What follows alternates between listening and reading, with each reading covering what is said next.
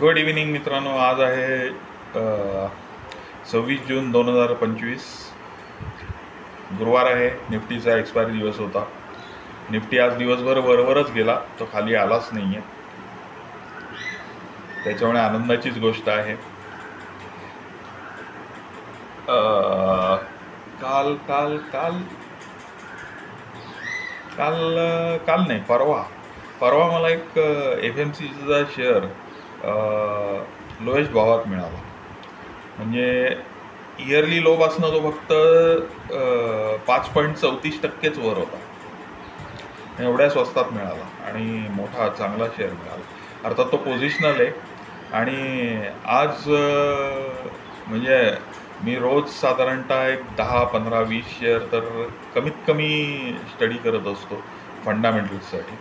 तर त्याच्यामध्ये मला एवढ्या दिवसांनी म्हणजे आत्तापर्यंत एकच मिळालेला होता.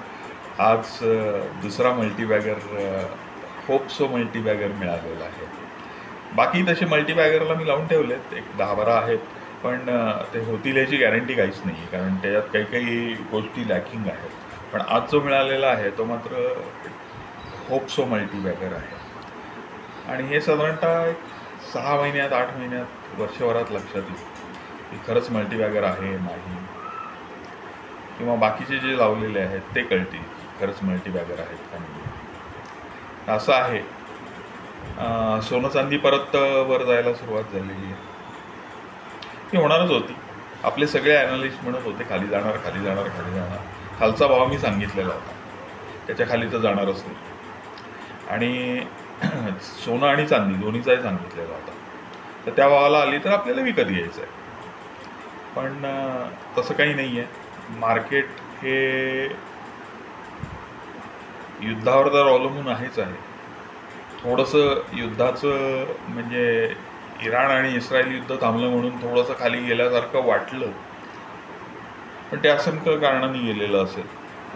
ज्यांनी पोझिशन्स घेतलेल्या असतील, वरच्या ज्या पोझिशन्स वर जाईल म्हणून ज्या पोझिशन्स घेतलेल्या असतील त्यांनी त्या पोझिशन कापल्या, बाकी काही नाही.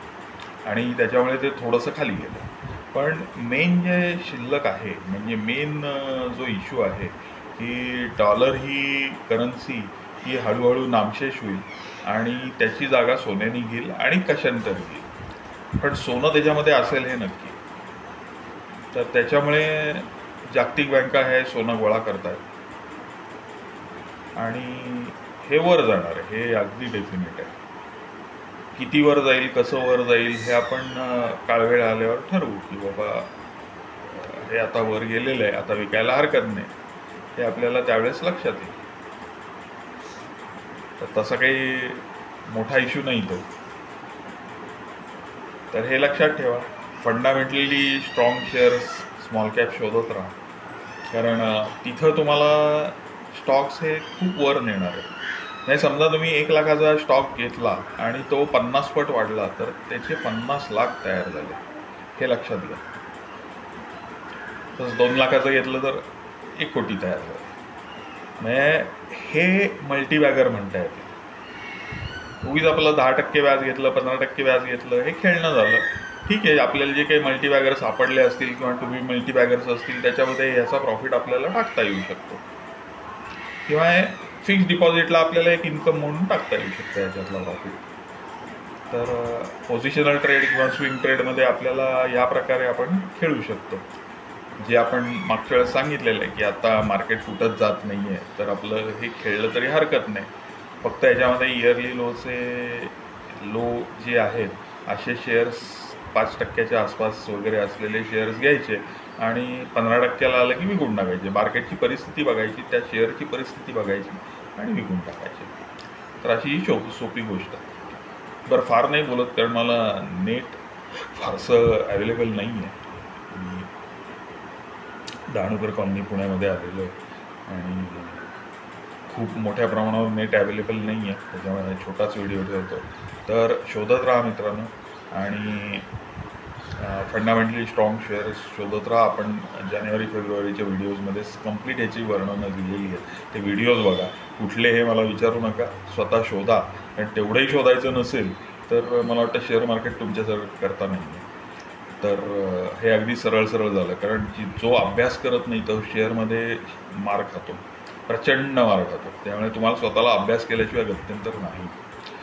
तर ते शोधत राहा. पोझिशनल करता चांगले चांगले जे शेअर्स आहेत, म्हणजे जे निफ्टी 50मधले शेअर्स आहेत, तर हे शेअर्स इयरली लोच्या आसपास आले तर विकत घ्यायचे. 10% वाढले, 12% वाढले, 15% वाढले, विकून टाकायचे. तर ही सोपी थेअरी आत्ता आपल्या अवलंबायला हरकत नाही. तेच पैसे तुम्हाला इकडं फंडामेंटली स्ट्रॉंग शेअरमध्ये टाकायला उपयोगी पडतील. तर कुठल्याही परिस्थितीत लॉस घ्यायचा नाही आहे. सोनं चांदी विकायची नाही. सोनं चांदी आपल्याकडे स्टोअर ठेवायची आहे. विकायची वेळ आली की मी नक्की सांगेन. ओके मित्रांनो, बाय, गुड डे.